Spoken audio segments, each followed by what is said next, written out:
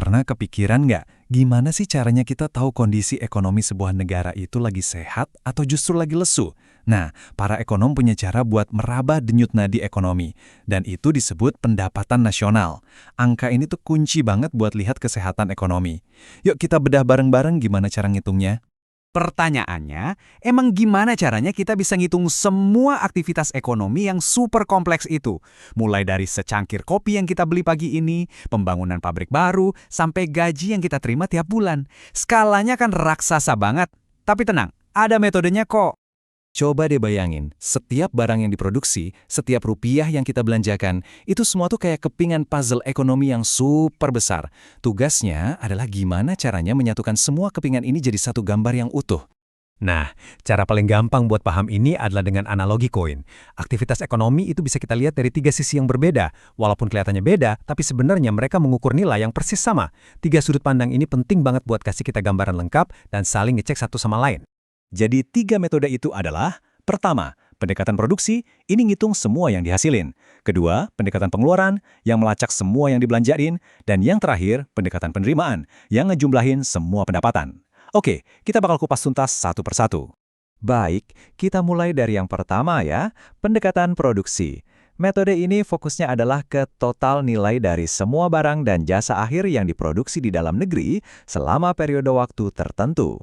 Kata kuncinya di sini adalah nilai tambah. Ini penting banget buat mencegah yang namanya perhitungan ganda. Gini deh contohnya, bayangin proses bikin roti. Kita nggak mau dong ngitung harga gandum, terus ngitung lagi harga tepung, terus ngitung lagi harga rotinya. Kalau gitu kan nilainya jadi kehitung berkali-kali. Nah makanya yang dihitung itu cuma nilai akhir si roti atau nilai yang ditambahkan di setiap tahapannya. Jadi angkanya dijamin akurat. Secara matematis rumusnya kelihatan simpel. Y itu pendapatan nasional. Kita tinggal kalikan harga atau P dari setiap barang sama kuantitasnya atau Q, terus semua hasilnya dijumlahin. Dari produksi mobil sampai jasa potong rambut, semuanya masuk hitungan. Sekarang kita coba lihat dari sisi koin yang kedua, pendekatan pengeluaran. Logikanya lurus banget. Setiap barang yang diproduksi kan pasti ada yang beli, ya nggak? Jadi kalau kita hitung total semua pengeluaran, harusnya kita dapat angka yang sama juga. Nah, rumusnya ini terkenal banget di kalangan anak ekonomi. Y sama dengan C ditambah I ditambah G ditambah X dikurangi M. Yuk kita pecah satu-satu. C itu konsumsi, alias semua belanja kita sebagai individu atau rumah tangga. I itu investasi, yaitu belanja perusahaan buat beli mesin atau bangun pabrik. G itu pengeluaran kali government, alias pemerintah. Terakhir yang di dalam kurung, X min M itu ekspor neto. Nilai penjualan kita ke luar negeri dikurangi nilai pembelian kita dari luar negeri. Dan ini dia sisi terakhir dari koin kita, pendekatan penerimaan. Logikanya gini, kalau ada pengeluaran, kan pasti ada yang terima uangnya sebagai pendapatan dong. Nah, metode ini menjumlahkan semua pendapatan yang diterima oleh pemilik faktor produksi. Apaan tuh balas dasar faktor produksi? Kedengarannya ribet, tapi sebenarnya ini cuma istilah buat semua bentuk penghasilan. Contohnya, upah buat tenaga kerja, uang sewa buat yang punya properti, bunga buat yang punya modal, dan laba buat para pengusaha. Rumusnya adalah Y sama dengan W plus R plus I plus P. Gampang diingat kan? W itu wage atau upah, R itu rent atau sewa, I itu interest atau bunga modal, dan P itu profit alias keuntungan usaha. Kalau semua ini kita jumlahin, dapat deh total pendapatan nasional.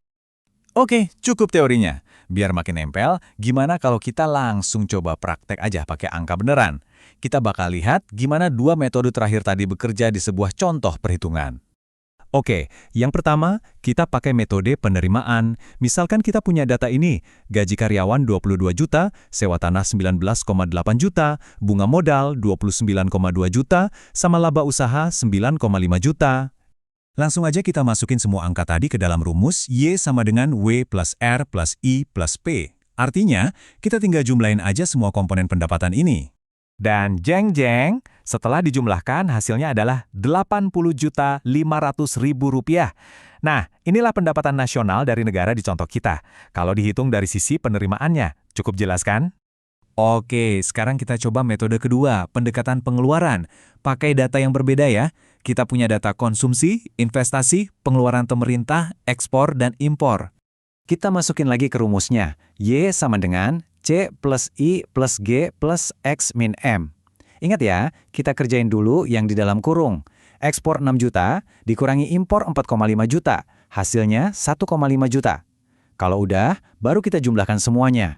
Total akhirnya adalah Rp71.500.000. Nah, dengan ini kita udah lihat sendiri gimana cara kerja dua metode perhitungan yang berbeda untuk dapetin angka akhir pendapatan nasional.